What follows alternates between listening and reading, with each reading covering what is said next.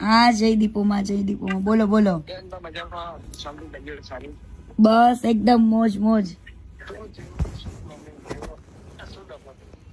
Problem તો ઘણા વર્ષોથી છે જ તે, પણ અત્યારે લગીને ચૂપ હતી.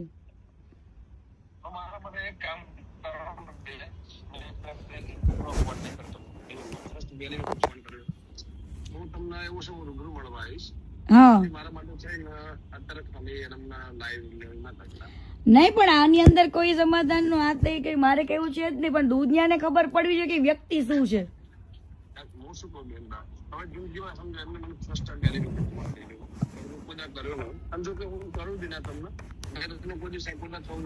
હા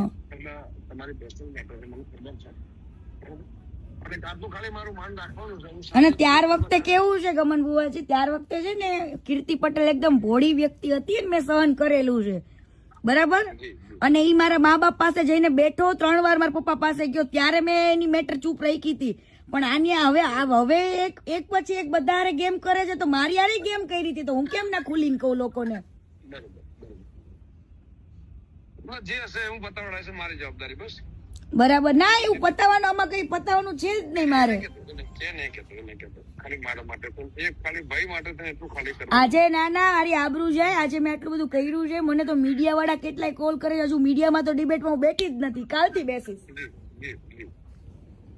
આવા લોકોને આંખ ખુલવી જોઈએ, ખોટા માણસને સપોર્ટ કરીને કોઈ મતલબ નથી. ઈ કેને એને કેટલી છોકરીઓની જિંદગી બગાડી એ બધું જ કહીશ.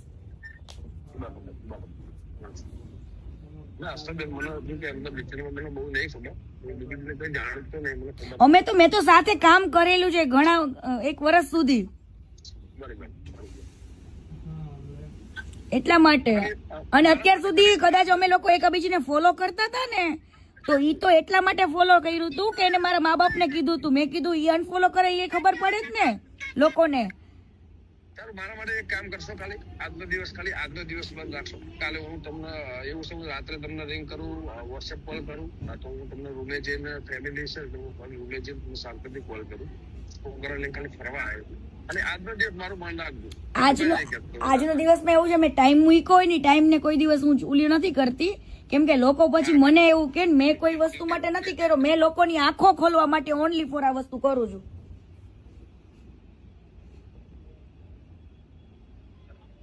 હેલો, બરાબર.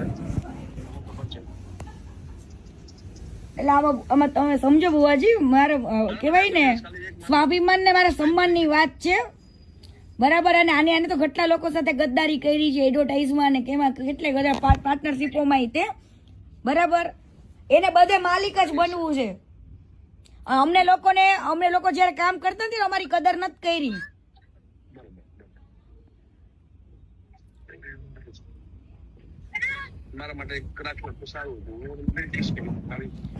પણ આવી વાતમાં તમારી વસ્તુ હોય ને ગમન બુવાજી, તો તમે હજુ વસ્તુ અલગ છે, પણ આવી વાતમાં તો હું કઈ રીતના હું કરી શકું એમને. એક કામ કરો, હું તમને 10 મિનિટમાં કોલ કરું, છોકરોને ખાલી. હા વાંધો નહીં. હા હવે તમે લોકો વિચારો કે આને કઈ કર્યું જ ના હોય, એની કઈ ભૂલ જ ન હોય, તો સમાધાન શેનું?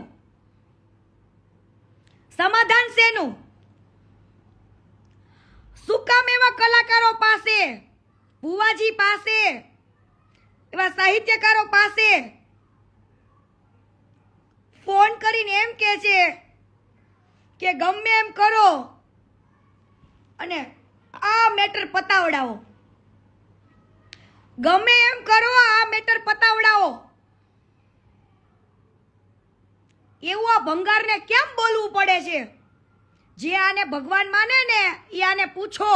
બાકી કાલે કોઈ સાહિત્યકાર નહીં આવે મારા માટે, કોઈ બુવાજી નહીં આવે, તો મારી પાસે બધું જ છે.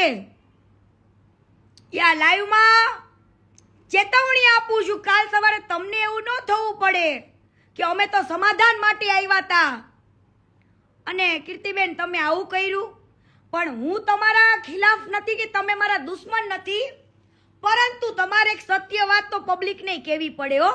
ડાયરામાં તો બહુ વખાણ કરો છો, ડાયરામાં બહુ વખાણ કર્યા, તો હવે હવે પર્સનલમાં શું છે? ડાયરામાં તમે જ્યારે વખાણ કરતા હતા ત્યારે નહોતી ખબર ને કે આ સમાધાન માટે આવશે? હે? તો પછી આવો અને કયો કે આ ખજૂરભાઈએ મને એમ કીધું તું ગમે એમ કરીને પતાવો.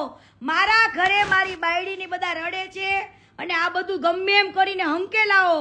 બરાબર? કીર્તિબેનને કયો, કીર્તિ પટેલને કયો કે એને 3 ઘરના 4 ઘરના કે 5 ઘરના જે જોઈએ તે પૈસા આપી દઈએ એમને. જ્યાં ઘર બનાવવા હોય ગરીબોના બનાવી દે એમ. મને આવી ઓફરો આપી અને જો ઈ ન બોલે તો મારી પાસે તો બધું છે જ. ગમન ભુવાજી બોલશે, દેવાજભાઈ ખવડે બોલશે અને આપણા કેવલભાઈ રબારી બોલશે. ઓ ભાઈ, એટલે તું હવે એમ ન કહેતો કે એવડા મોટા સાહિત્યકારને ખરીદી લઈશ, ગમન ભુવાજીને ખરીદી લઈશ. હે? હવે ત્યાં પાછો જાતો નહીં ખરીદવા, કેમ કે ઈ ખરીદે. મારા પાસે તો રેકોર્ડિંગ છે ને, હું શું પુરાવો તમ તારે? અને હારા માથાઈ છે તમ તારે વચમાં જે હતા ને બધા. હો, ત્યાં પાછો ખરીદવા ન જાતો. તારો વાક જ નથી તો સમાધાન શેનું? આજે આટલું ફંડ લઈને તમે એમ કેવો માર્કેટમાં?